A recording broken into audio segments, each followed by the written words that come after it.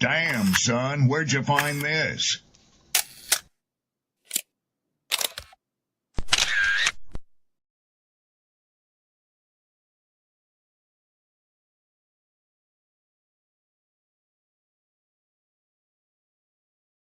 People don't be offended by the truth.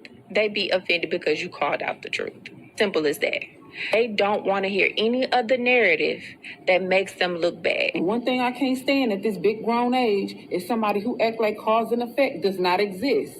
Like, yes, your actions caused this outcome. Yes, what you did lit the match. Like, why are you surprised and playing victim? Guys, Chico, they never lied. That's how you know somebody doesn't respect you. They listen to reply, not to be understood. They cut you off. They minimize what actually matters to you. They laugh at your boundaries, and then they call you sensitive when you try to hold the line. They show up late, they cancel last minute, forget the things you've told them, because in their world, your time, your energy, even your voice aren't a priority. They're just an option. You see, there are two kinds of people. Those who adjust when they realize they've actually hurt you, and those who expect you to adjust so they don't have to change. You don't need to be disrespected loudly to be disrespected deeply. Sometimes you'll see it. It's just in their tone, in their patterns, in the silence after you're known. Respect isn't what they say when they're watching. It's how they act when they think you'll tolerate it.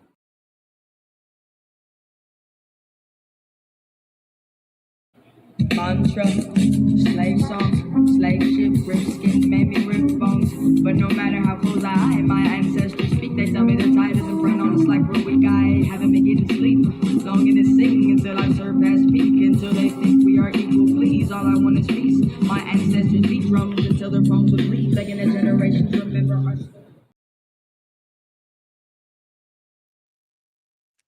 Good morning. Peace, blessings, glory, praise, and honor to the Most High.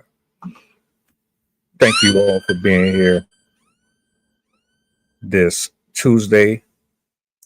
I hope you're well rested. I hope you started your week off productive, clear-headed. I got Sydney, I got Coach Trail in the building. You see the title. Let me bring them up. In the process, I'm going to bring this clip to the forefront as well. Do me a solid, make sure you go support and show love to both of these dope souls. It's an honor and privilege to have them here. Coach Sydney, good morning. Good morning. Hello. How you doing? I am splendid. How about yourself? Good. It's cold. It's quite cold this morning. It's like 60 in the house. So yeah, pretty chilly. But other than that, pretty good. Just been watching videos of stupid people. So I sent you one of them. There's plenty of that going around, ain't it? Yes, sir, it is. Morning. Representing San Antonio out here. It's about a brisk 65 degrees outside, so it's freezing for us out here, but let's get it. Thoughts and prayers. Real spill. I found it. I'm about to bring it up on the big screen here in a second. I was just gonna say, one of the videos I watched was a woman that, despite all warnings, decided to climb 5 mountains during a winter storm, and it was negative 23, I think, at a certain point during her, and then negative 35. So I guess I can't complain too much about 60-degree weather. 60-degree weather here is warm. So I'd say if that's cold, then I don't know. I don't want to know what's hot. Let me bring this up real quick on the big screen. I'm not going to pause it or nothing. It's not that long of a clip. I'm going to let it run all the way through. Then we'll go around initial thoughts. And seeing as how this is a brother's perspective, and he kind of silenced everybody in there. This should be interesting. So let me go ahead and play this real quick. Get this off mute. Hold on. All right. When he's serious, because it seems like the vast majority just want casual encounters. That's it. That's what some of y'all just work though. Let's be honest. Yeah. Really? Yeah.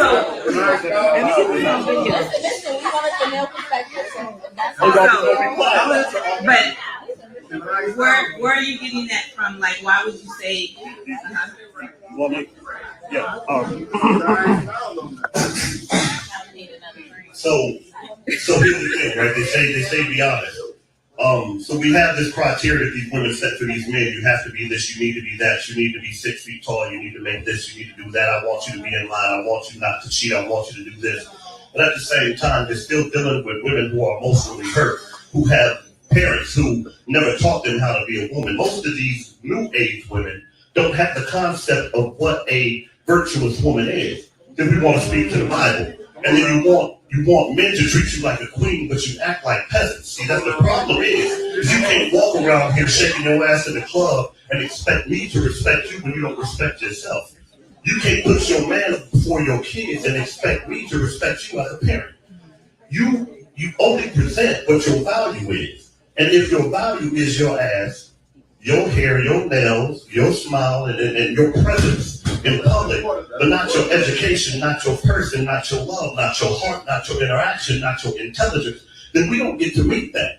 And the thing about it is that a lot of people have this conversation and it's all cute and funny when we're talking now. But when somebody tell you that this is what you presented to me, so I gave you what I thought you was worth. The thing about it is that ain't nobody coming to you nowadays, like the young lady said, with respect as a man, because I deserve the same respect you do. So what makes you think that I should value anything less than what you show me? And most of these women who are out here are drinking in the club, toe up, laughing, joking, and that's great, have a good time.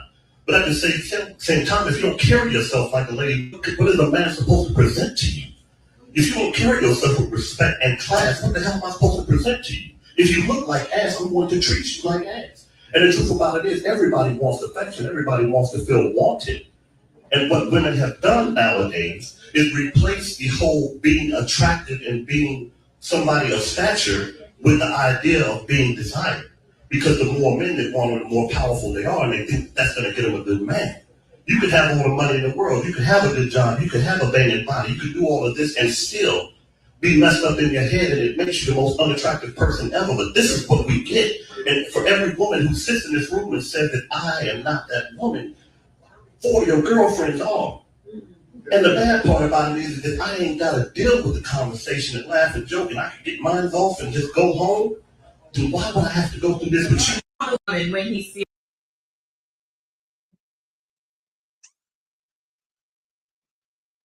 Sydney, you look fired up over there. What's up?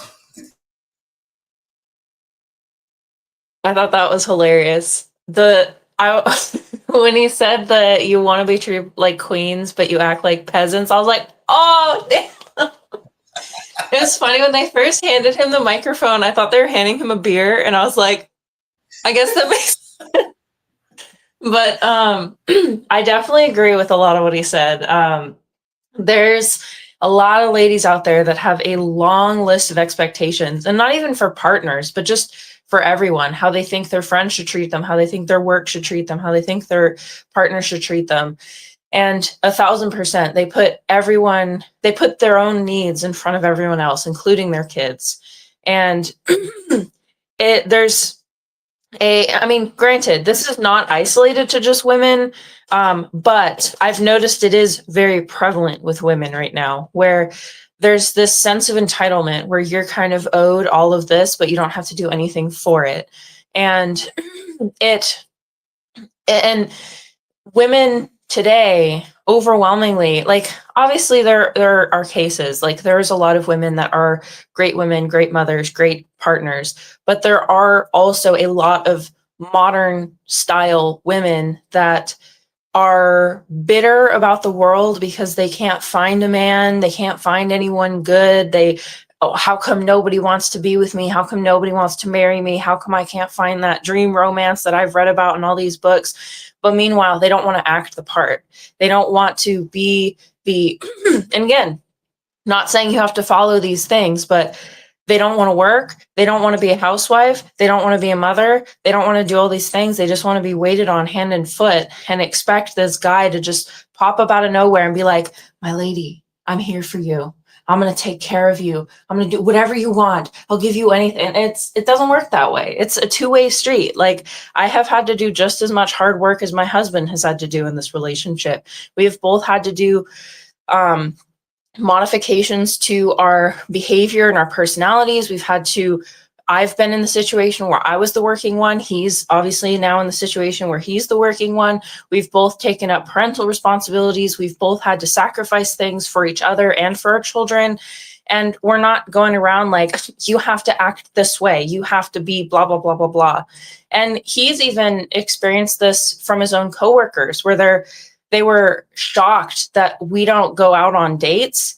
And that's not our thing. Like, we don't go out to dinner. We don't like have those we don't go out and have movie nights or go out to concerts or whatever, because that's just not our thing. Like, we like to go and do the things that we enjoy. We go on drives, we go to the beach, we go on hikes.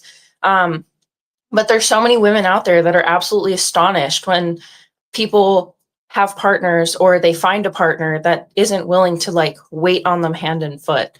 So this guy definitely makes a lot of very good points. And granted, I will say you do have to be a good partner to receive good partnership. You have to be the partner that you deserve. And that goes both ways. Like, you can't be a jerk man and then expect some pretty lady to do whatever you want. But again, I've noticed this more with women nowadays, where they just kind of expect some prince to sweep them off their feet, treat them the way that they want, and they don't have to do anything for it.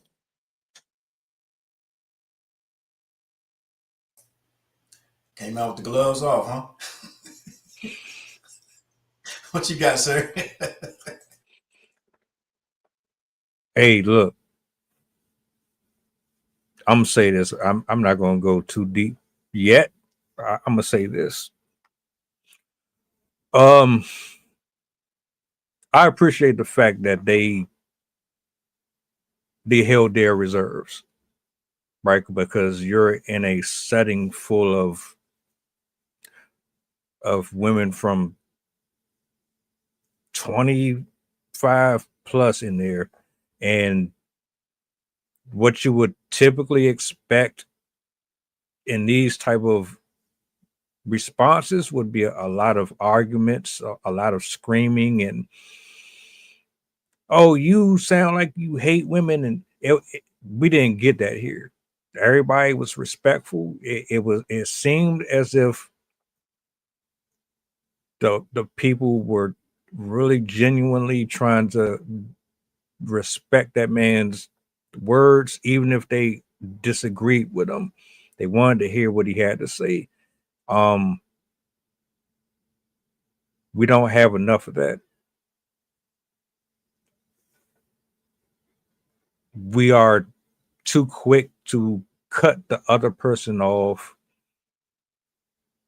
And I didn't even finish what I had to say. I was just, see, I'm a slow cooker. I like scenery. I like to see the nice things on the road. I don't like to just boom, get to my destination. I like to enjoy so when I speak, you're going to get a bit of this and this and this and this, but there's a method to my madness. But if you're not willing to actually listen and you're impatient, we don't really get anywhere. So just for starters, I'll say I enjoyed how this kind of went in terms of they didn't look at him take a torch, light it, and then go to his house and say, we're going to burn it down. They heard what he had to say. He got his bars off. And now that you fully heard what he had to say, now you can digest it a little better without saying, oh, I misinterpreted something. No, you let him get everything out. Now you can take this in and process it however you need to. And here's where the conversation can pick up. We can continue moving forward with, well, okay, I hear what you're saying.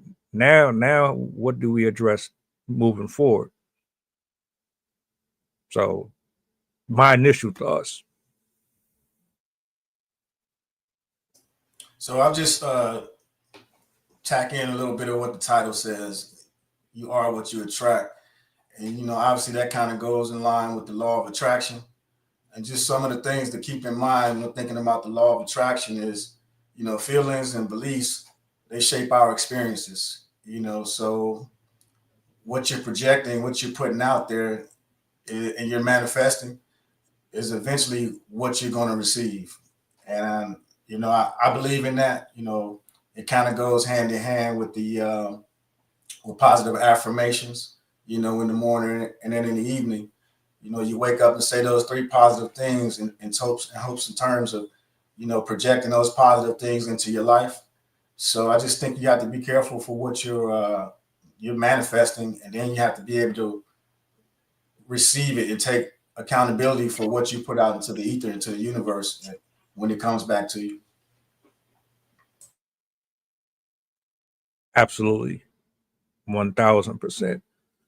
One of my issues with conversations involving these type of dynamics is no one is usually willing to just sit and allow the other person to say what they have to say and vice versa. Sydney, you had said something that I thought was also intriguing to me. Everybody's relationships are different. Some people like the mountain climb. Some people like to scuba dive. Some people like to go on expeditions with their partners. Some people are homebodies. Whatever works for you works for you. And you have to find someone that is walking in the same direction that you are. Many men and women are chasing after superficial criterias, requirements that are above and beyond their spiritual pay grade, your mental pay grade, your emotional pay grade. You are a introverted extrovert. You should be around someone who knows how to blend in with that, and vice versa. There's not just one person going into these relationships or these partnerships. It's a multifaceted communion.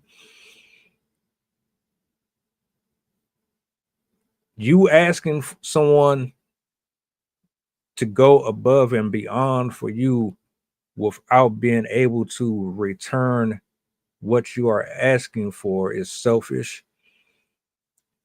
It comes from a place of false advertisement. You're being told that this is what the fairy tale lifestyle is supposed to look like for you. You're literally having other people tell you what your life is supposed to be in general. I didn't grow up wanting to be this, that, and the third. I wanted to be an FBI agent. I wanted to be a Power Ranger. I wanted to save the world. That was how I always felt. But it all came back to me just wanting to help people in general. Right? So my inspirations came from superheroes and folks that I thought were doing good in the world. and I built my principles off of being kind and having certain morals and standards that went against the grain. I wasn't trying to fit into a specific group of people. A lot of men and women out here get their identities from social media and false prophets and gurus who are single and miserable and bitter, but they want to give out advice to everybody else. A lot of these women out here that say they got the highest self-esteem got the most body work done. The ones that got all this self-esteem, they say they do, but it's really coming from a subset of men who don't even love themselves enough to know that this is not how you garner the love, affection, and respect of someone that you are trying to court or vet in the long term. A lot of these dudes just be telling what's and saying whatever they can to get out of the person that they are lusting after, but they don't really want the person. So a lot of this stuff is just very toxic, very toxic. To answer your question, I'm gonna yield the mic. Just to answer his question, I don't practice none of those ideologies. I'm just a human being who wants to have a simple and normal life. I don't really move or operate in none of those systems. Period. And I say that because once you start to label somebody something, then it becomes a bigger issue. I just want to be me. Period. So I yield the mic. Bring up a really good point about being the person that you want to attract, being the person that you are inside at all times. Because I've noticed another thing that people do is they'll act a certain way when they're dating, but then that's not actually what their personality is normally. And so by the time let's say they end up getting married, that's when they settle down and they revert to their original personality. And so then that person that they married is like, who are you? Who did I just take into my life? What the heck? Like, I did not sign up for this. And this happens so much more than we'd expect. There's so many marriages that fall apart because the woman was acting this sweet, good-natured, whatever, like, I'm going to do everything for you and I'm going to be this, that, and the other. And then as soon as they get married, she turns into this nagging, like, why don't you ever do anything for me? Why don't you blah, blah, blah, blah, blah? Because the romance had faded away. And once you're married, you don't have the same expectations as you do in dating. In dating, you kind of have that expectation. We're going to plan these experiences. We're going to be doing all these things together. And the man or the woman really are responsible for putting on a better image of themselves to kind of woo that person and show them, like, I'm the person that you should pick. But when you base that off of a false personality and a person that you aren't normally, that's going to lead to these false expectations and a kind of bait and switch where once you are in that settled relationship, if you haven't shown them what your real interests are, what your real personality is, what your real rhythm of life is, and both of you or one of you is kind of making this false image, it's not going to work out, especially if that person finds out that that real self inside does not match with what they were looking for in their life. And it's especially important if you're kind of putting yourself on to be this like dreamy, perfect person, because life is not dreamy. Life is not perfect. Once you're in a marriage, as I said, it's a give and take. There's stress. People are going to lose their jobs. People are going to get sick. People are like, the house is going to get destroyed sometimes, like kids and dogs and cars breaking down, and like, life is not pretty. And if you put yourself out to be this person that's always beautiful and always perfect and whatnot, it's going to make those situations where you aren't going to be a beautiful person, all the more difficult, because this person is gonna be like, where is this coming from? Like, why are you acting this way? And they're almost going to feel lied to, as if you were deceiving them. And then it can also be really jarring as well to expect a certain person, a certain personality, and then to have a complete switch. And sometimes people might even blame themselves. Like, what did I do? Like, why are you acting this way to me? Did I say something? Did I do something? And it can create a very unnatural dynamic in the relationship. And then also, as you were mentioning, that you want to make sure that you're kind of in the same area of life in terms of what you like to do. If you are pretending to be this person that likes to go out to restaurants and goes out into the city and likes to go clubbing and stuff like that, but your natural personality is to go hiking and to go on road trips and to go to parks and stuff, and then you pick a girl that likes to go clubbing and likes to go to the city and stuff, and that's her natural personality, she's going to be really upset when she's dragged to all these natural places that she's like, I don't want to be here. Like, I just got my nails done and you're going to take me to this park? No. So it's like, you really have to consider finding somebody that matches the things that you love to do. If you're a homebody, you shouldn't be trying to make it work with somebody that just wants to be out all the time with her friends, wants to go on all these trips and in public places and stuff like that. If you're somebody that likes to be out on the water, you shouldn't like find somebody that's scared of the water. You really have to find somebody that really melds with your life, as opposed to expecting that either you can train them to be your dream woman, or thinking that, oh, it'll all just work out, like we'll find a way. Granted, there are special exceptions. Like, there are people that, like, when you expose them to the life that you are doing, they're like, oh, actually, I'm all in. Like, that sounds really fun. I want to do that. But it's not always the case.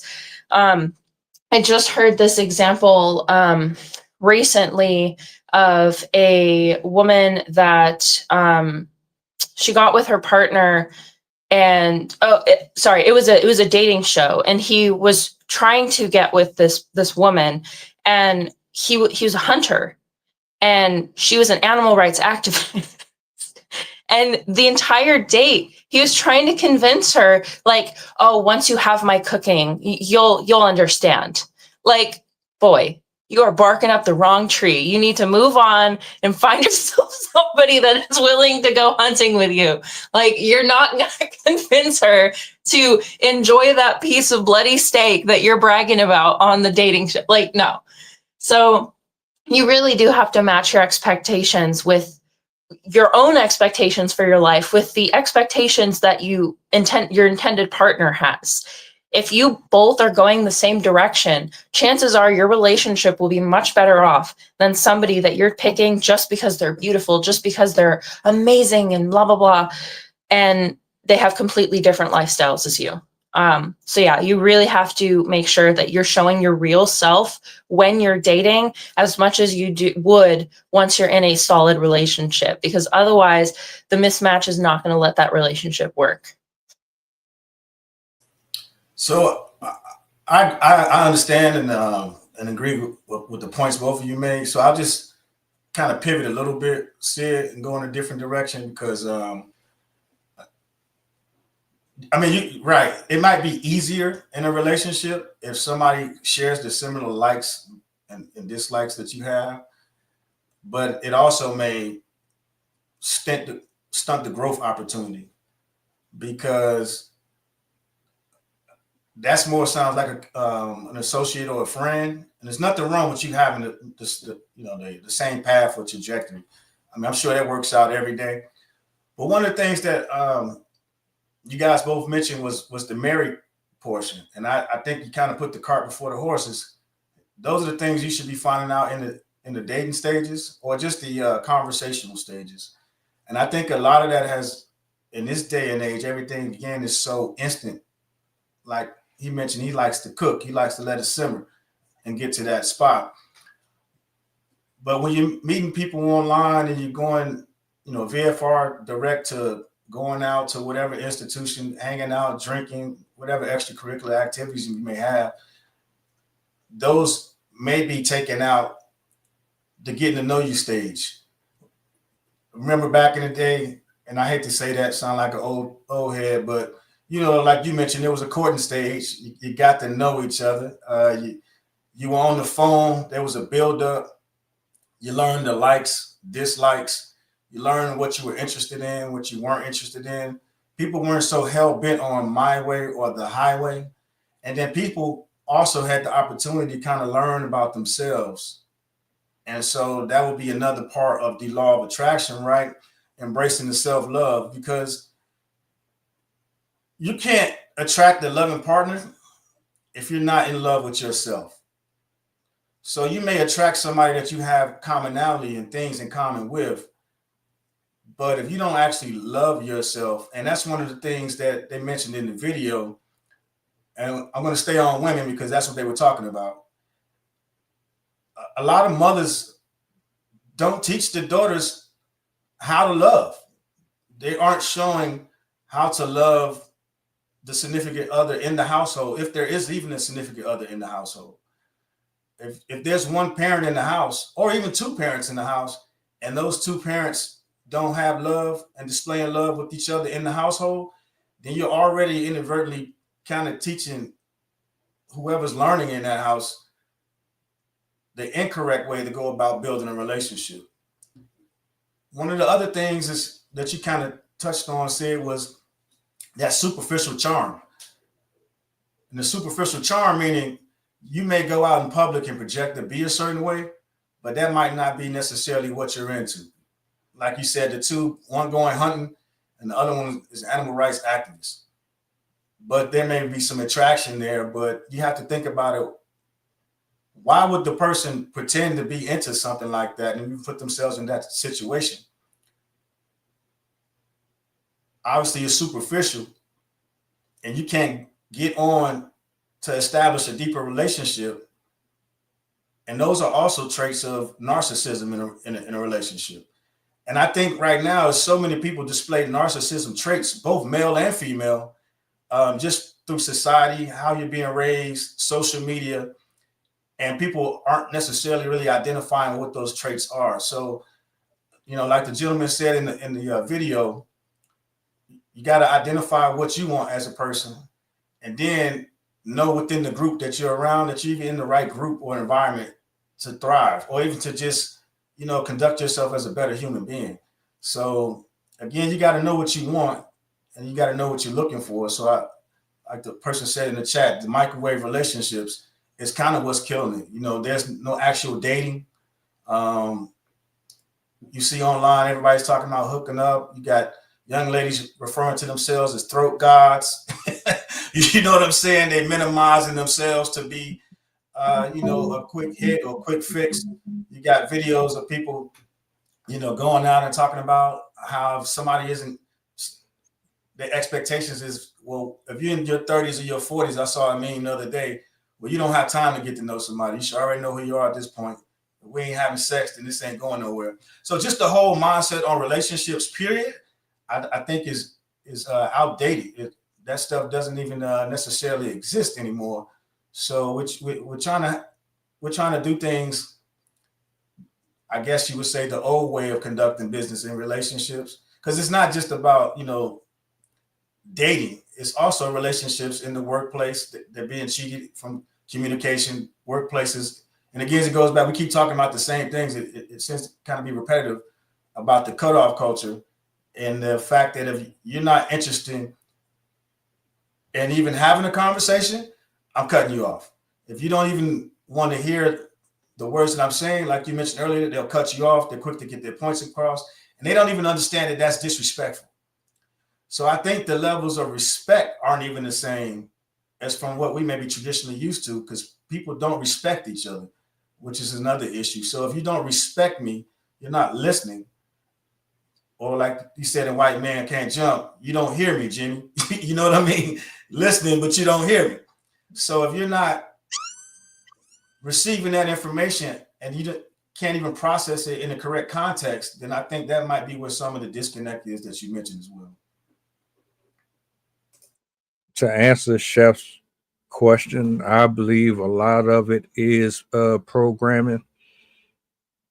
A lot of it is taught to us. Coach, you said it. A lot of these women don't know how to love.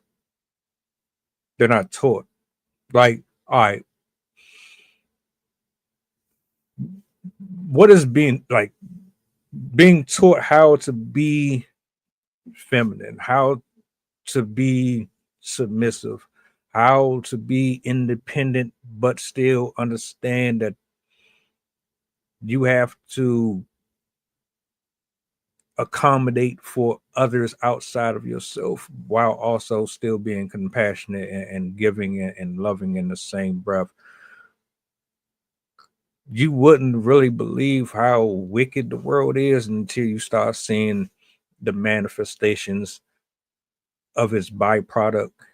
When you have women dressing up like celebrity rappers and singers for Halloween, you should know right then and there that there are influences, that there are other entities who set out to target a specific group of men and women for a different agenda. What's the goal?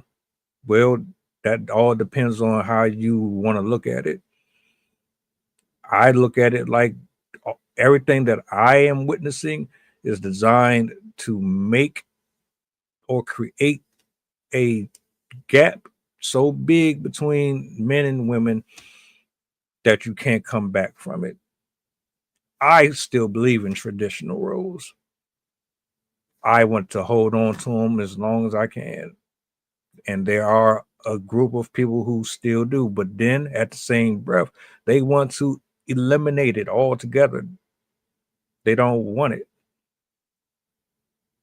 So now you have, well, what works and what doesn't work? Are we supposed to just cut off that part of our life and then just assimilate this new modernized way of thinking when it comes to dealing with the opposite gender, or just friendships and all that? And are you telling me to abandon everything that I was brought up on so that I can fit into your narratives and your roles? I don't think so. I will be the black sheep for the rest of my life. You will never get me or convince me otherwise. When you see women walking out here with all their cheeks out, and that's supposed to be a regular outfit, that's a problem. You trying to convince me that that's a regular outfit, that's a problem. You trying to tell me that the hookup culture is normal, that's a problem. You trying to convince me that polygamy is normal is a problem. But that's just me personally. Yeah, I might feel differently. At the end of the day, I don't really trust a lot of the programming that gets pushed out here because people are really just trying to make money.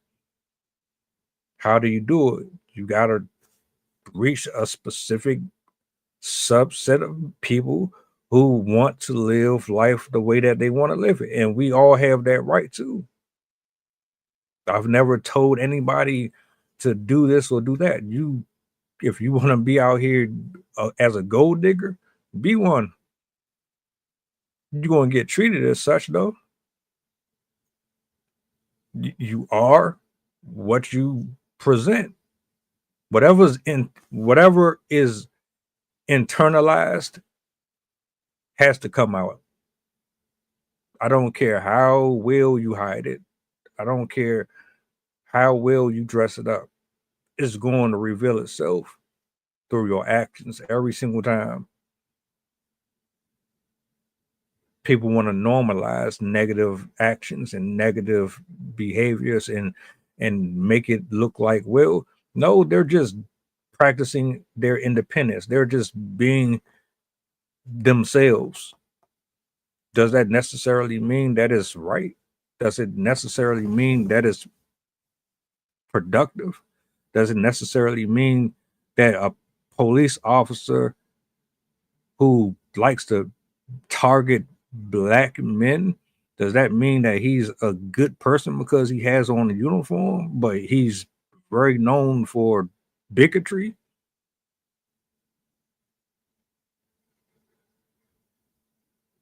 I digress. Yeah, I would just say be careful because when you generalize, you're kind of throwing everybody in the same pot. Just to reference the cheeks part, would you say a new beach is a bad thing or a good thing? Bad thing. Why? Well, because I believe in God and I follow that.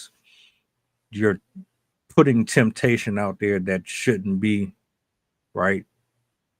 Men fund OnlyFans. Men are the reason why the adult industry is as profitable as it is. Wait, stay on Sexuality. New Beach. Stay on New Beach. Stay on New Beach. The So reason why I asked about go my ahead. basically what I'm saying is, being new like that, you're causing all types of temptations to come awry. You might think it's normal, but to somebody else, they might be a whole creep or a serial killer or somebody who stalk you and they want you for this, that, and the third. I just don't. That's just me personally. No, Some stuff. the reason why I ask is because in other countries, I mean, they got co-ed saunas, they got nude beaches, they got like in Germany, for instance, they have water parks that after 6 p.m., well, before 6 p.m., completely family oriented. Everybody can go out and have a good time. But after 8 p.m., they know if you don't plan on being nude to depart that area, and then the people that do partake, they come in and they don't have any other issues. A lot of places where you have most of the issues is here in America, where people are closed-minded, not necessarily open to other cultures and the way they do things. So I think we just have to be careful because there are things that go on. Right, sexuality isn't as suppressed anywhere else, but here in America. But it's also overly sexualized. Is like you just mentioned with the OnlyFans, they teaching you how to monetize and do all those different things off of it. So it almost becomes a manipulation and a business out of it versus just the freedom. Because I mean, you talk about the Bible, and I don't want to make this a Bible thing, but people start going into it and say, well, initially people didn't have any clothes. You know what I mean? So I mean, you can pivot and go kind of each direction, but I'm just saying you got to be careful when you throw everybody into the same box. And I think in America we're more institutionalized and closed-minded because there are a lot of cultures that are out there doing and they're advancing their cultures in those other aspects versus us. We're just sitting here fighting amongst each other and just kind of pointing fingers and saying, because you're doing this, this is happening. Because you're showing this, this is happening. Somebody can walk, women breastfeed all day long out in public. That's their right. But that doesn't mean because you see it that you should go over there and feel like you're obligated to engage into the breastfeeding. You know what I mean? So that's a mindset and a concept that there's something wrong with people if they think that that gives them the opportunity to go out and violate somebody because of that. So you just have to be careful because I think there's a fine line in between it. But I think the culture may lean towards that type of negative mindset and behavior. Doesn't necessarily make it right. That's all. I just want to give you two sides of it. That's all. I'm not trying to, necessarily. Oh no, you good. But that's exactly why I said what I said, because with this right here, is always going to be taboo. I mean, I can say, don't let me see somebody on a nude beach naked, because I'm automatically going to think sexually. I am. That's just how I was programmed. Now, your culture is your culture. But what is our culture over here specifically? What are we supposed to be highlighting as normal, and what's normal, what's abnormal? And based on what he said in the video, the way that you present yourself is going to give off the impression that you are one way that you might not be. So now you're judging people, right? So is he judging, or is he being open-minded to what he's noticed? Well, so that's based off experiences. So if you had negative experiences of that, then now you're judging based on those experiences. But if you had positive experiences, then you wouldn't be saying that, right? I mean, because you're saying I saw you and I formulated an opinion based on that, and that opinion is based off of the type of experiences that you had. So that can be based off of your traumas. So your traumas, your experiences, now you're judging somebody based on those things, which don't necessarily make it right or wrong. But you just have to be careful, is what I'm saying, is that's no longer open-minded if you already come to a conclusion by seeing the way somebody look. And they do that to us every day. Like you mentioned, a cop that has something against maybe black people, Hispanic people, whatever the case may be, that's based off either their agenda, their experiences, traumas, that they look at that particular person in their light, or they're given that information to take that course of action. So I think it's a fine line, but I think a lot of it, what we're doing is we're projecting on the other people. I mean, you can't tell somebody just by the way they dress or they look. Maybe that's their version of them looking the best that they actually can, right? Not saying good, bad, or indifferent.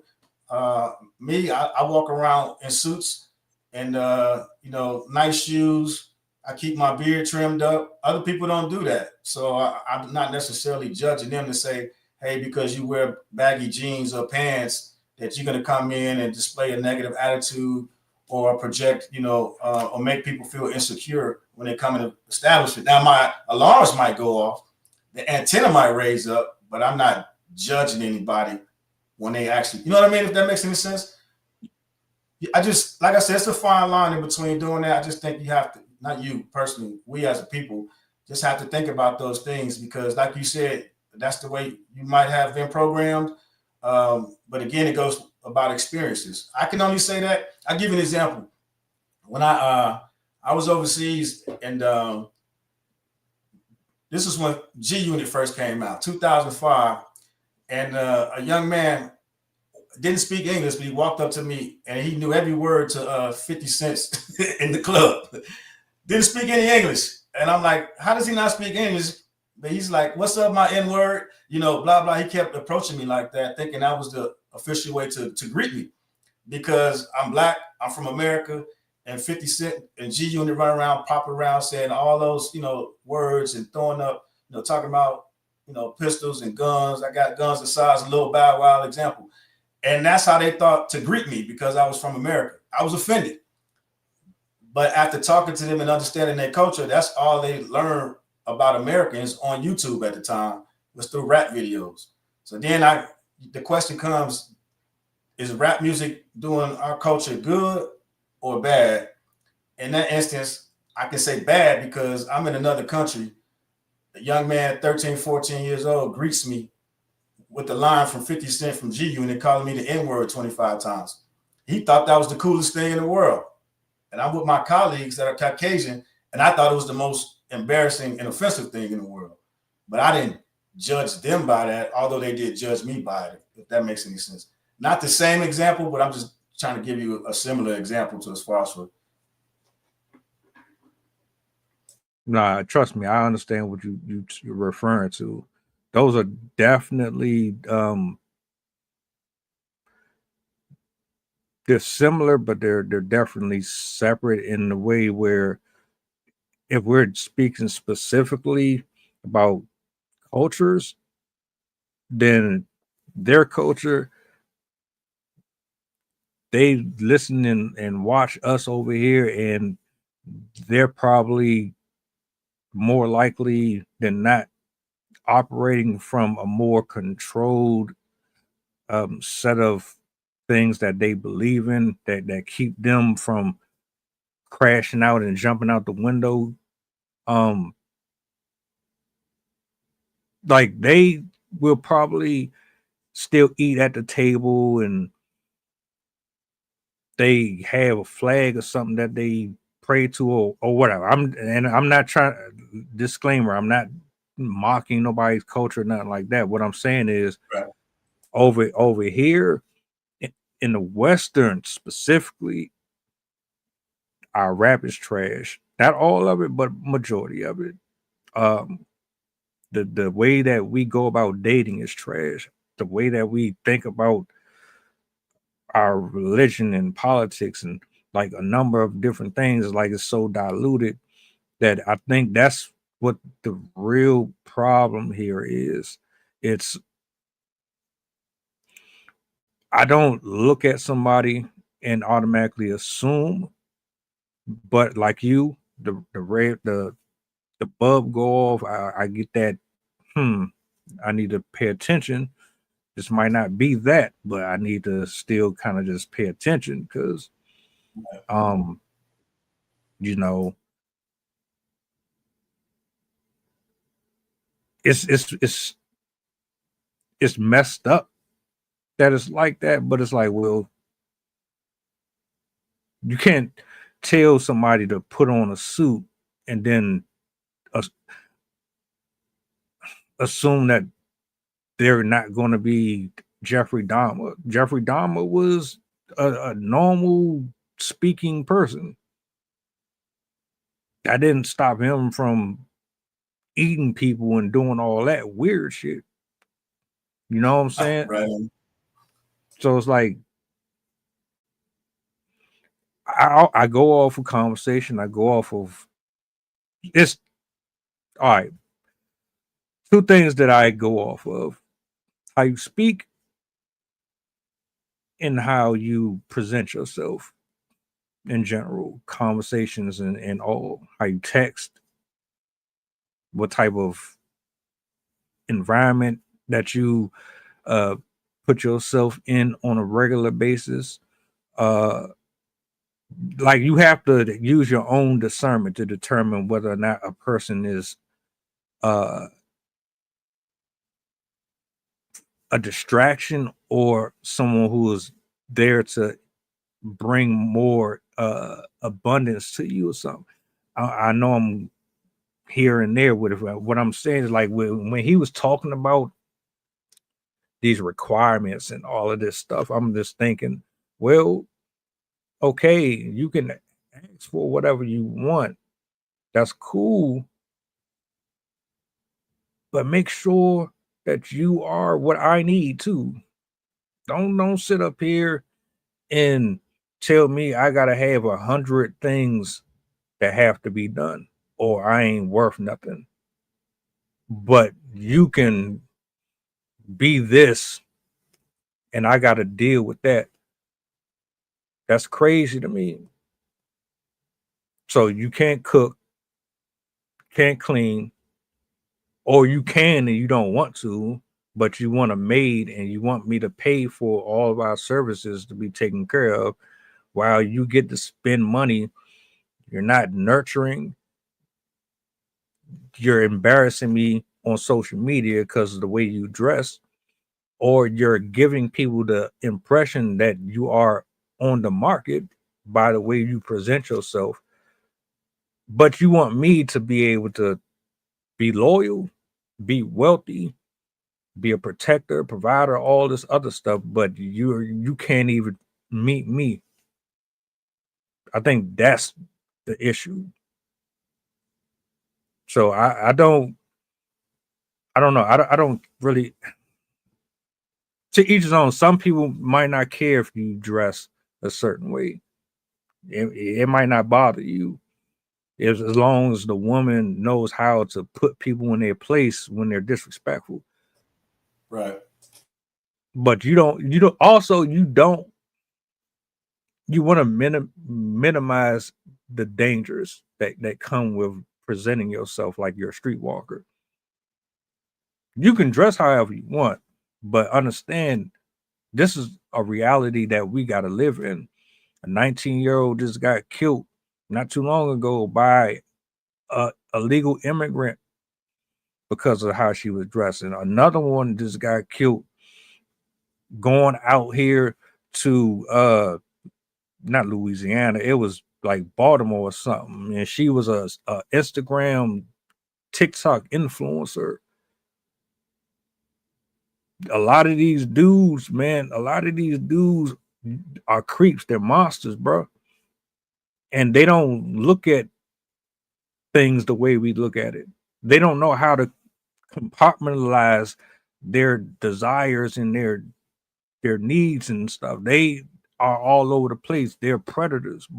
There's too many of them, way too many of them. And you just got to be mindful of that stuff. Dress how you want.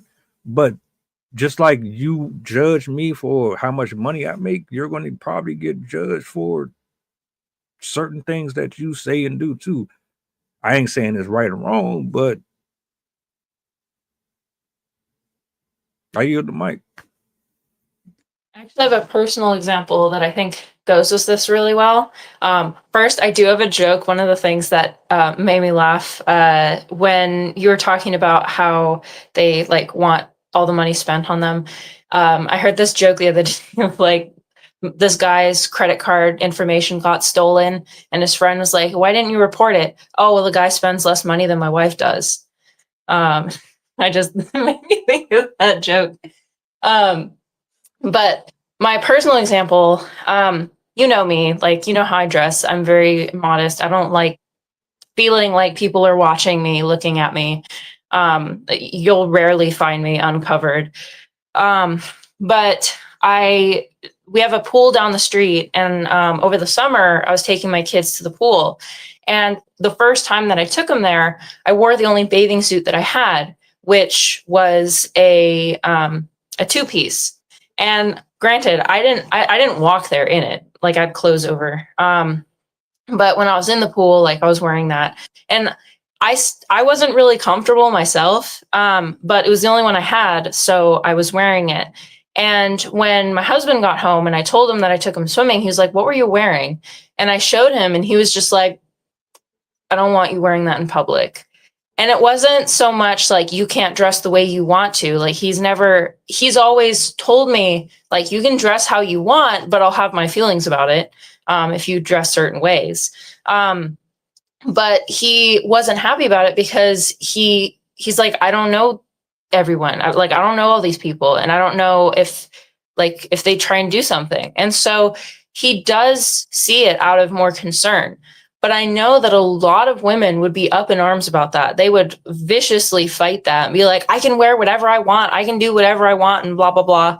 And this goes back to the whole thing of like, each relationship is their own relationship. Like, you have to be respecting your partner's wishes as much as they respect yours. And in that circumstance, I ended up getting a more covering one that made me and him more comfortable. And that's kind of the whole deal here, where if you get in a relationship with somebody and you expect them to dress a certain way, you should probably find somebody that kind of reflects that attitude that you already have. You shouldn't try and get with a woman that dresses promiscuously a lot while also expecting to convert her. Like, the perfect example that's in the news right now is our vice president and his wife, where he is constantly trying to pressure her to switch her religion to Christianity, and keeps saying online and to her that he hopes one day that she'll embody Christianity and accept Jesus into her life and all this stuff. And I think that type of behavior is really disgraceful. If you're going to get in a relationship with somebody, you should be getting in a relationship with them because you love them for who they are and allow them to have the life that they want to live, while still having the respect on both sides to assimilate to each other. Like, you don't have to be exactly the same person, but you should at least have a willingness to accept that person's life into your life and respect the parts that they don't want to change, as long as it's not harming your relationship. And so it really goes back to this whole premise that we started with of you every person's relationship is going to be different. But when you get in that relationship, you have to make sure that you know that person that you're getting into a relationship with and aren't coming in with false expectations, that you yourself are not presenting yourself as a different person than you would be normally, and that you're not with somebody who's presenting themselves with a different personality than they would normally. Because once you have that bait and switch, almost like you're catfishing the person that you're with right in front of them, that's only going to lead to issues. Because if you are presenting yourself as a certain way, and then once you get more into the relationship, you're kind of expecting them to treat you a different way, or you change up your expectations or change up your personality, that's going to lead to a lot of issues. So that's really, to kind of summarize, you really have to make sure that you're presenting who you are, and not really expect that person to change for you. You should really be getting in a relationship with somebody you're already comfortable being with. All right, it sounds like we're being circular, right? So just to advance it a little bit. So with the experiences, you grow. Every day you learn something, you should be evolving and growing. So if you meet somebody and you're with them for over a course of, let's say, 10 years, and you're still, if you expect it, or if you're saying that the way I met you and you're still that person, to me, it sounds like you got an issue with growth, because it's virtually impossible for you to be the same person you was when you met in a relationship over the course of 10 years. You're going to, whatever it is that you're doing, you're going to work, you're going to school, you go to the gym, you encounter different experiences and situations that you may not have been educated on, or you're being, new experiences is causing you to evolve. So there is potential that you grow apart.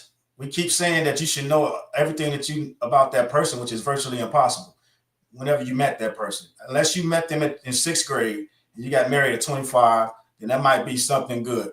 But that's not even possible, because when you leave the house and you go to separate locations, and I'll use an example, right? So in the workplace, people, they laugh and joke about having work wives and work husbands, which is bullshit. Because what happens is you go in that place and you give that person at work or school the best version of yourself. You talk about things, you share things, similarities, commonalities, and it might not be the person to your right, but the person to your left, you're going to grow closer because it's through experiences. And then you may go home, and because that person likes the way they were when you met them, you're not sharing those experiences and then those things and those commonalities of how you're growing. So then that's when a lot of people grow apart. And so you could talk about expectations and how you were when we met, but evolution still happens. You're still growing. So you should be growing together, not necessarily holding me to something that you met maybe 5-10 years ago. And that's something that you're doing, and that's saying that you're not growing as a person. And you have to have the communication and the conversation in order to understand, hey, these are some things that I'm going through. And it's simple through asking somebody, how was your day, right? What did you do at work today? So with you sharing those things and those new experiences, you should be growing in a relationship together, not saying based on my morals and my values from how I was raised. That's just showing that you're not evolving, because you're not the age that you were when you learned those lessons or when it was given down to you at 10, 15, and 14, but you're holding on to those thoughts and those, let's call them family values or core values. The core values don't necessarily have to change, but the experiences change. And then now you look at those values in a different light. Okay, family first. Okay, family first. Now I got these things going on, 2 other additional things going on. How does it still work to be family first? Now I got to incorporate the family. You understand what I'm saying? We're not talking about how we're showing progress and we're moving forward. We're just kind of staying stagnant on initial things of, hey, this is what I told you. I might not have liked to, I might have only liked you to wear pantsuits. Okay, now we're getting involved. You're working in corporate. Now you're wearing pencil dresses or skirts. I mean, you understand what I'm saying? So it has to be some growth and development there. And we're not talking about growth and development. We're only talking about when people meet and the expectations in the beginning.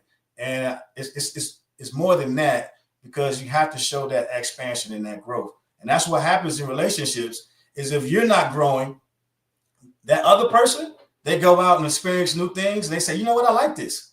I never had chocolate strawberries. And somebody introduced them to chocolate strawberries. I never had steak because all we eat is chicken at home. I'm saying it so, and eventually in a relationship, that stuff gets bland and people like change. So you have to be, and that's where the open-mindedness comes into play. You can talk about the way somebody dressed, you know, those are the small things, but again, it has to be room for expansion and growth. And you have to talk about those things together. And I think that's the bigger picture. It's not necessarily to harp on, you know what I mean, the initial stages of meeting, because that is important, because you have to build a solid foundation. And within a solid foundation, you start to build whatever structure it is that you're looking at, you know, whether it be a house, whether it be a duplex, whatever it is, you start to build. And once you're starting to build, that's where it's important to start talking about those differences and things, right? So some of the issues that you can identify with in that relationship is the constant need for admiration. So I would say that would be an issue, right? If somebody feels like they constantly need to be told they look nice, they look nice, they look nice, then let's identify why you need to be constantly told that you look nice. Because in the beginning, that might be something that you do. Hey, you look great. Hey, you're gorgeous. Hey, you look great in that. And then as time goes, the personality might not reflect how nice you look in those clothes. So now you might start to saying you look nice, you look great, because now the personality is coming into play.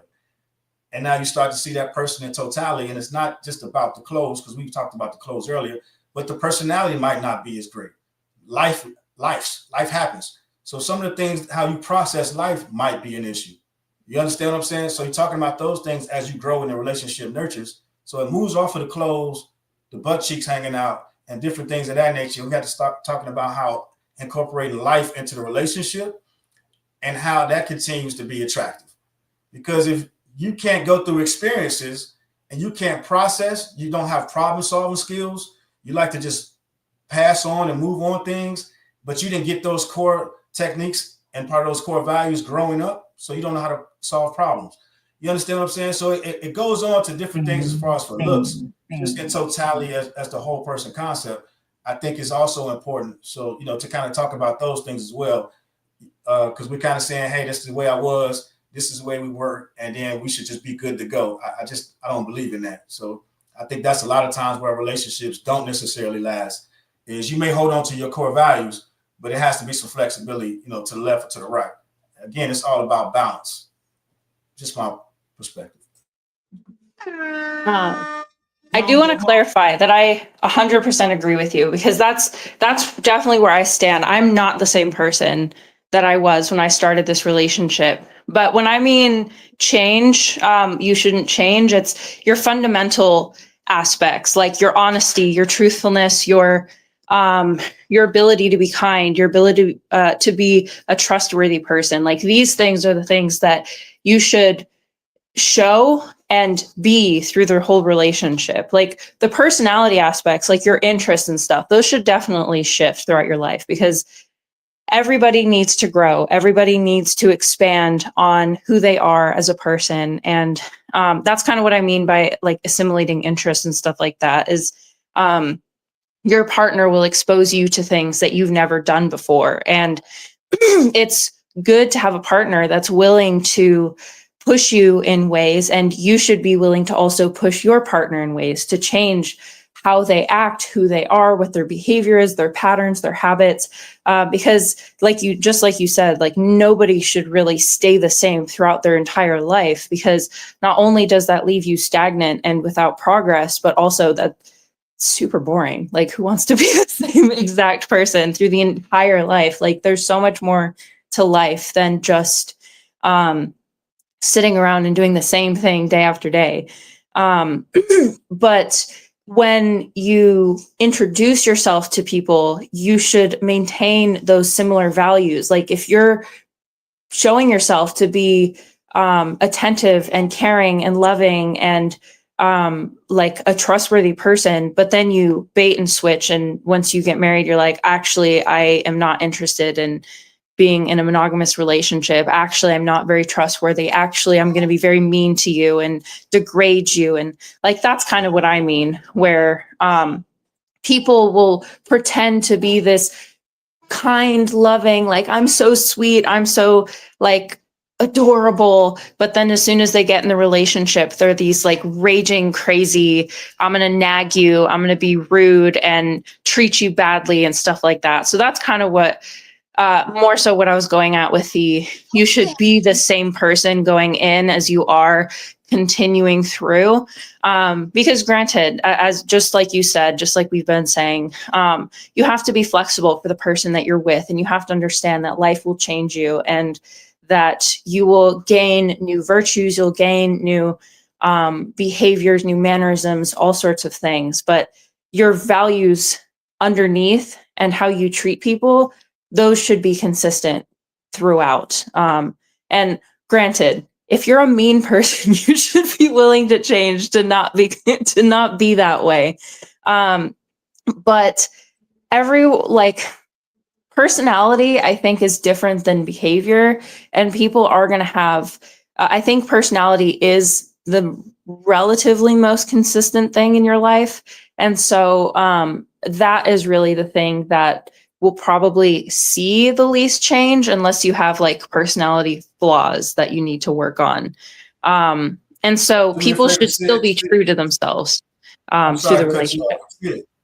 When you say personality, the least thing to change, can you go more in a little bit of depth about that? It's versus the behaviors.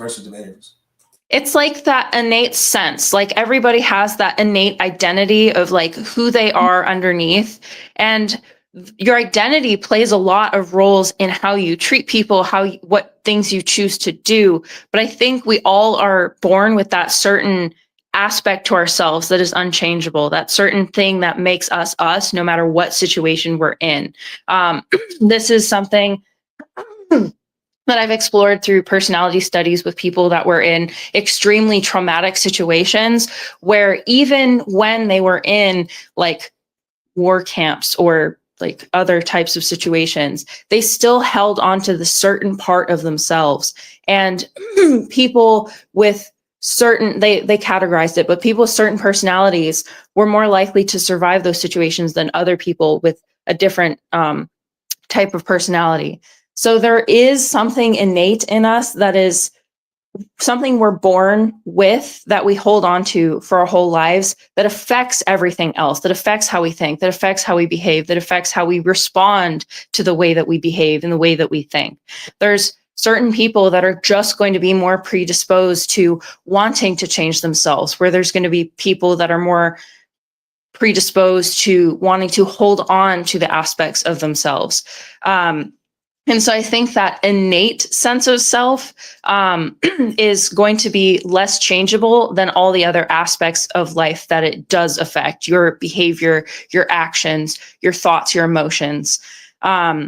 It's hard for me to explain because it's so non-tangible. It like, you can, obviously everyone knows what your thoughts are, everyone knows what your behavior is, everyone knows what your attitude and your personality is, but there's just that something inside people that you're born with that never really goes away, barring some like brain injury or something like that. But even then, like, people will still retain themselves. Like when my dad had his stroke, like his personality, like his self was still there. Like his identity was still there, even though everything else was completely different. The way he thought, the way he acted, the way he behaved, the way his interests and all that stuff. So I think there is something deeper that maybe we're not very good at explaining yet, that is part of us that shouldn't be changed just because of the person that we're with, because it's so innate to us. But everything else you should be willing to change, because that's what happens in life. You're going to go through different phases, different situations, and that's the type of stuff that I think is where the modification is totally fine. Like in a relationship, you should be willing to address issues and make modifications to how you act, how you think, how you behave with the people around you. If I'm hearing this correctly, based on the comments in the comment section and the collective throughout the last 40 minutes or so, what it sounds like is a lot of, not all, but a large number of women specific to this discussion solely lack that room for growth. If I'm understanding this in its totality, because there's nothing wrong with you having your requirements, but I find it alarming when your requirements, they don't come with opportunity to make room for other aspects of what should actually matter within what you're asking for. Like, you can want somebody that has all of these things. That does not mean that that's their personality. And when you said that, I was thinking, oh, you must be referring to like your signature. Like, everybody writes a certain way on a piece of paper. That's your signature. It might be your laugh. Your signature might be your ability to change the atmosphere in the room from a hostile one to a pretty chill and relaxed one. But if all I'm hearing, based on what social media is pushing, is folks, not all, but folks who are saying that you're broke if you don't make this type of money, if you're this because you dress this way. These are, at the end of the day, these are all individual issues. The people who think this way, that's something that they got to figure out. Like, just like I can't say that I am right about everything, and I have to correct myself. And I also find myself sometimes having to say I stand corrected. Coach, you've said things that I've had to concede to. So as Sydney and a number of people, I have no problem with being corrected if necessary. Chastisement, and the whole point of these is to get to that place to where you improve. You don't want to stay stagnant, like you said earlier. Nobody wants to stay stagnant. Your preferences are your preferences. If your preferences are eliminating you from the race of potential partners because of reasons unbeknownst to you, that's something that you got to figure out. If you 40, 50, 60 years old and you've been married, but you never had a successful relationship, that's something you got to figure out.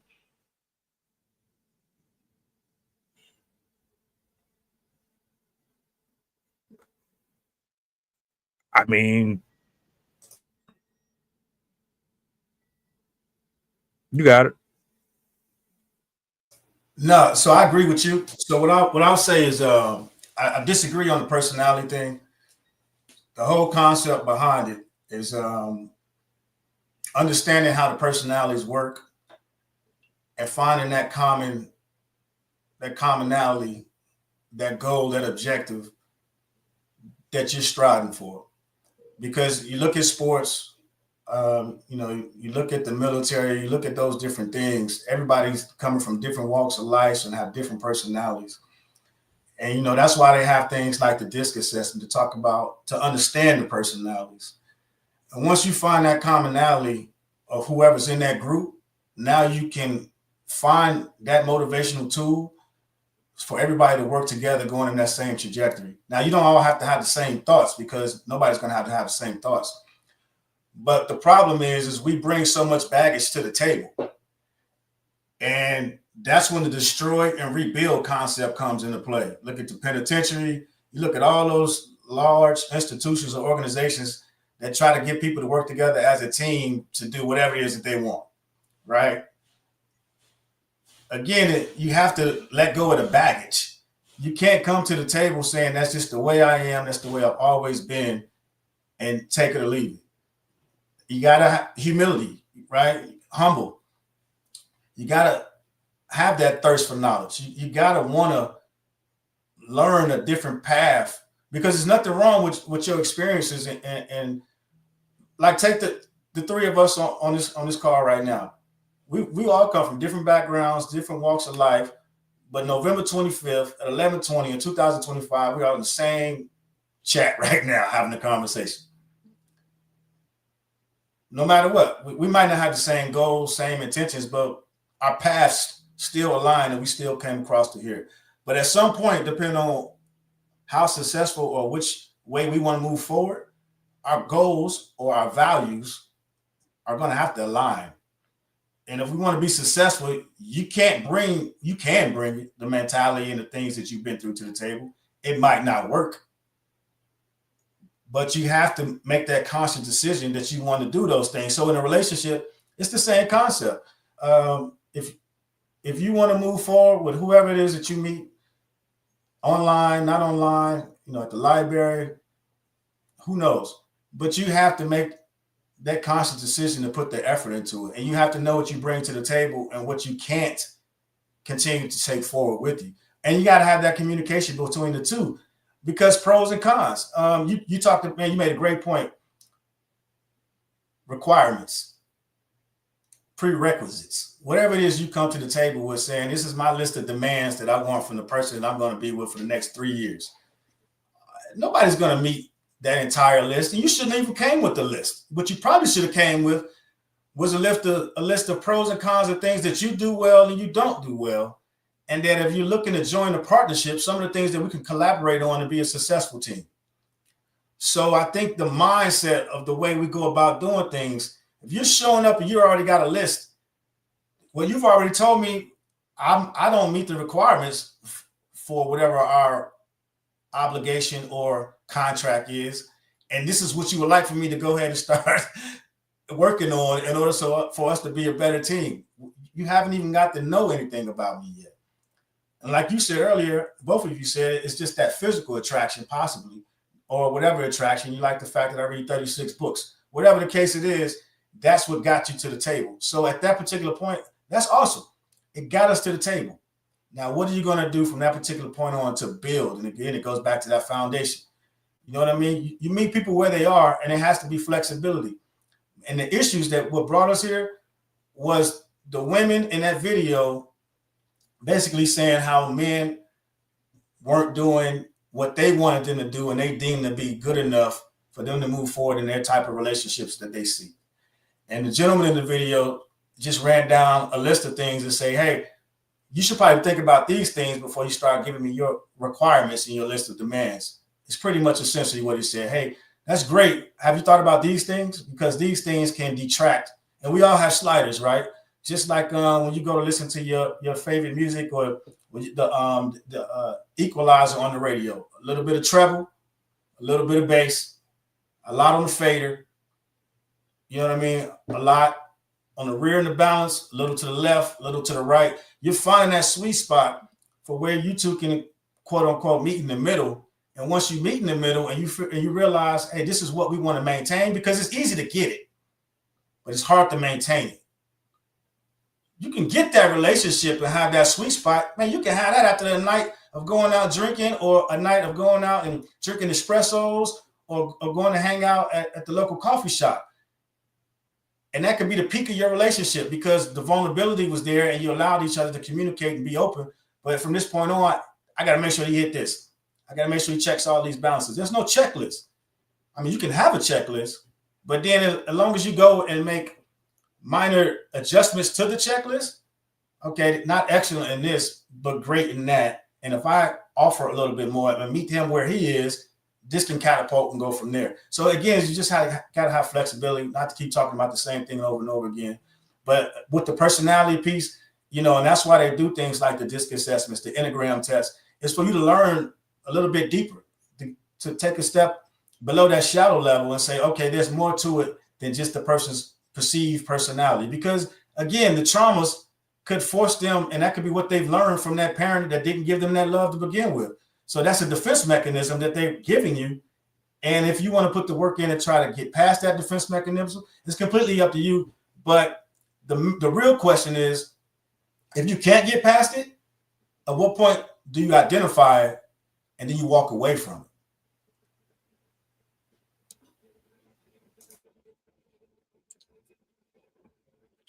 Some very good points here. Some very good points here.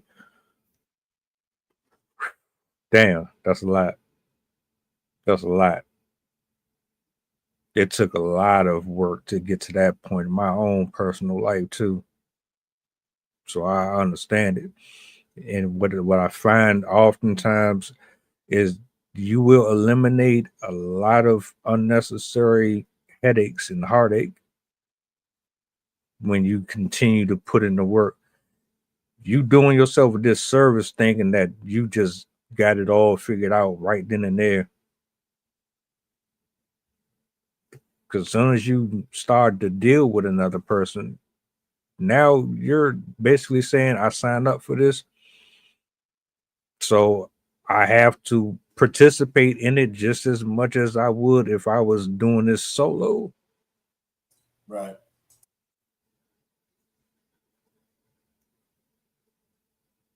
Hey, that's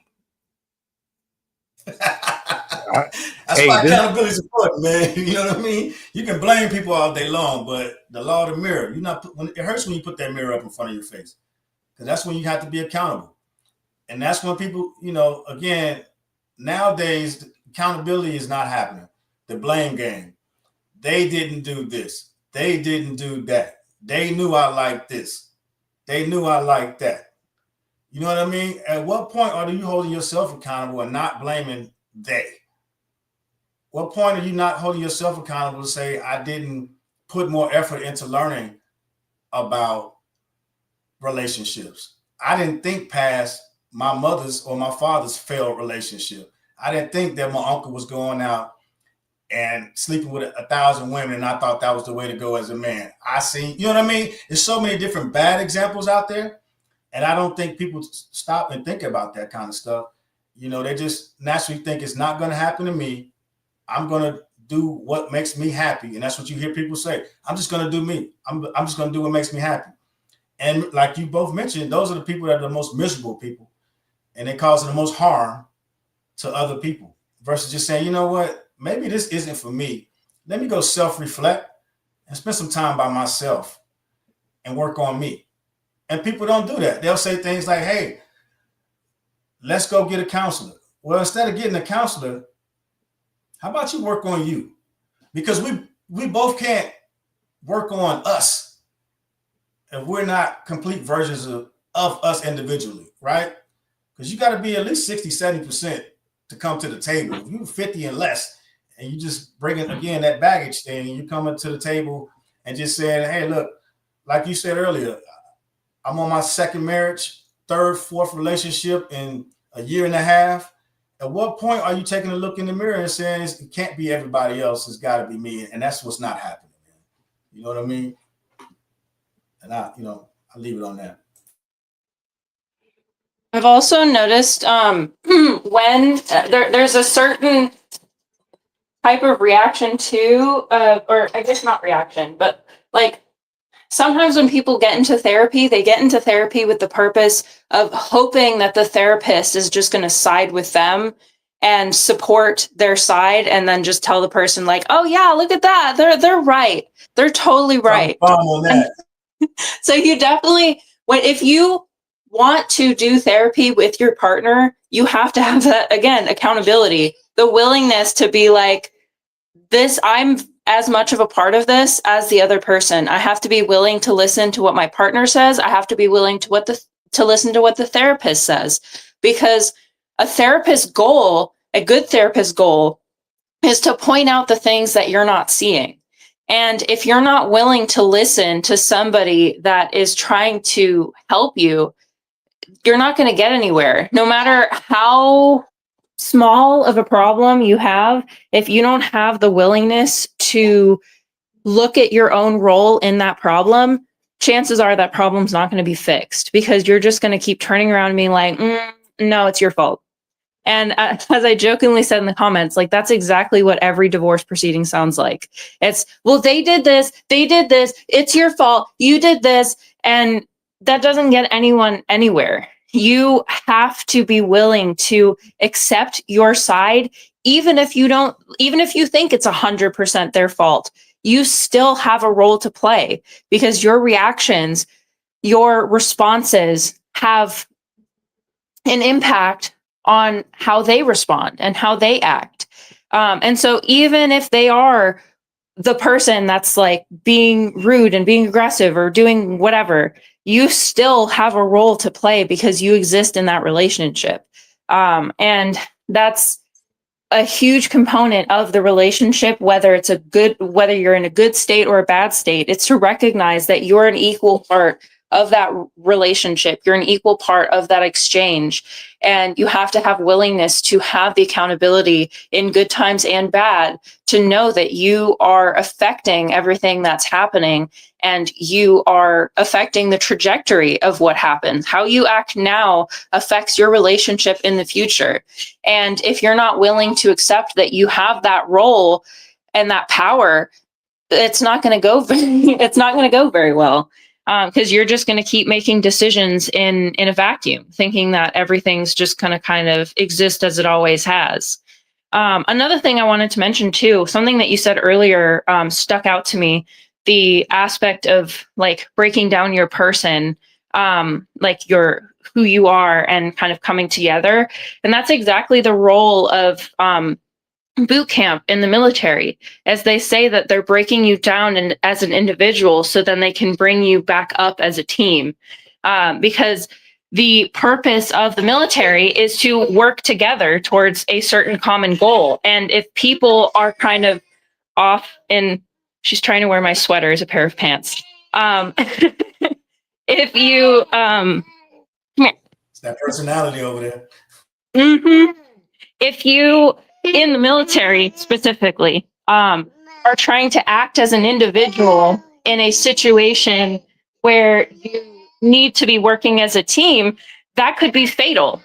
That could result in fatal consequences. And granted, the stakes are not as high in a relationship, hopefully. If so, maybe you should rethink that relationship. But you still have the duty to work together as a team, because if you're choosing to accept this partnership with this person through life, you have to be working together, and you have to have that willingness to partner up and attack things as a team, especially if you're planning on having children, because as parents, you are going to be working as a unit to raise other human beings. And if you're not on the same page, they're going to pick up on that, and they're going to potentially play that against each other. And if you are not in cohesion when it comes time to have those children, they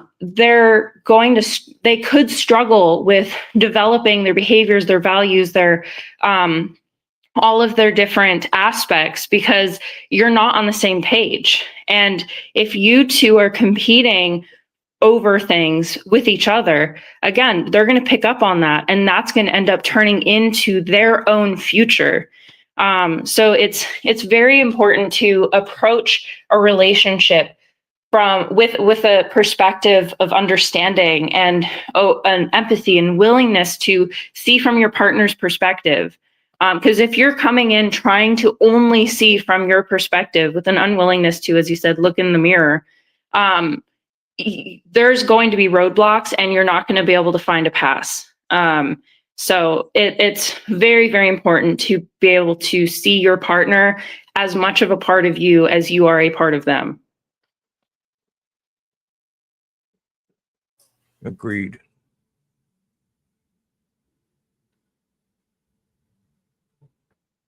Go ahead, bro.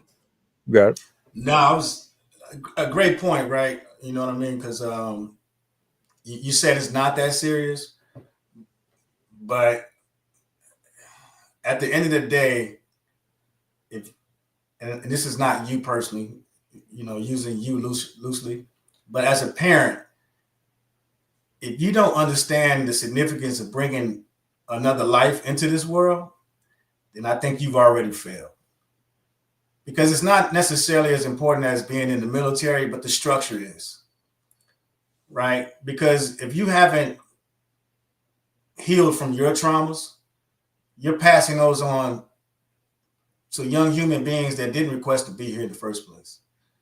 So the irresponsibility of you as a person and not dealing with your traumas, that shouldn't be overlooked. And that is not somebody you should be in a relationship with, raising young individuals. Because as you do that, insert the mom and pop, the kids going back and forth, and that causing the issue because of the two of you as a unit, like you mentioned, are on the same page for whatever issues. So now you're inadvertently creating many narcissists. And the system continues to replicate itself. And the last thing I'll say, because I see what time it is reactive abuse is very real. And that's being in a relationship with the narcissist and you trying to identify it, and people aren't necessarily familiar because there's a new terminology every 6 to 7 months, right? Figuring out what exactly we're going through and how we're trying to identify with it, and then how we try to move forward from it. So reactive abuse is definitely something we need to look into. It's one of the most misunderstood concepts in mostly abuse relationships, and that's being on the receiving end of a narcissist. So with that being said, is just, again, stay in tune with yourself. Make sure you're doing self-evaluating. And, mental health is real. When it's around the holiday times, a lot of people are going through things. And typically when you should be coming together, it kind of feels like everybody's going apart and being more individuals. And that's what's making it hard to connect with people, is the self-isolation, the lack of the problem-solving skills. So therefore, they continue to carry on that trauma and not actually get rid of it. And that's what's hurting the productivity in these relationships. So that's it. Shout out to Sydney and Coach Trail, man. Couldn't have said it any better myself. There's always room to grow. Always. Don't ever think it isn't. Period. It was something you had said. I'm gonna stop it here, but if you ain't willing to be chastised or corrected by somebody that love you, you're not going to listen to nobody else. And a part of me wants to believe that people already know. They just don't want to hear it from somebody else. I'm gonna leave it there. That reactive abuse statement you made, I feel like that deserves its own segment. So we'll spin back on that one, definitely. But I want to say thank you to both of you for being here this morning. Shout out to Chef and Pretty Things, and there was a few others who pulled up in here this morning. Thank y'all. Squish, appreciate y'all for being in here. We got another show later on this evening. If y'all in the building, tap in. If we don't get a chance to chop it up, enjoy the rest of your day. And We'll catch y'all on the flip. Oh, do me a solid before y'all go. What's the goddamn button? I say bye.